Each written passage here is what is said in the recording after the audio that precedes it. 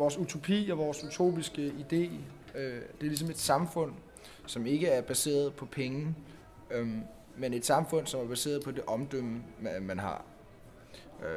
Og med omdømme, så skal det ikke forstås som en valuta, man kan gå ud og købe ind for, men det skal forstås som en værdi, man selv skaber, og som åbner muligheden for, at man ligesom kan leve det liv, man gerne selv vil leve.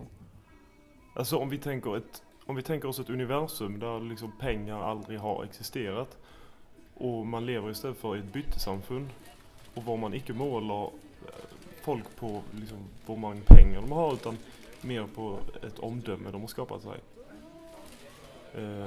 Och det kan inte vara ett omdöme som andra människor ger dig utan mer som en metafysisk faktor som alla är införstått med.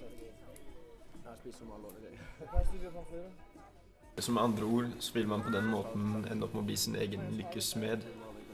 Og lykken skapes ved å oppnå det gode omdømmet som man da er ute etter å ha. Omdømmet blir også på den måten så en garanti som mennesker da vil ha overfor hverandre, i at alle er avhengig av å ha et godt omdømme for å ha et godt liv videre. Derfor kan jeg være trygg på at hvis jeg gir noen hjelp, så vil de også være nødt til å gi hjelp tilbake på et eller annet tidspunkt for å kunne opprettholde sitt omdømme. Og det samme mot oss, vice versa. Har man et dårligt omdømme, så må man ligesom begynde at give tilbage til samfundet for at bygge sit eget omdømme op igen. Og først når det er bygget op igen, så kan du begynde at få tilbage af samfundet. Få tilbage hjælp. Så ved at give, der får man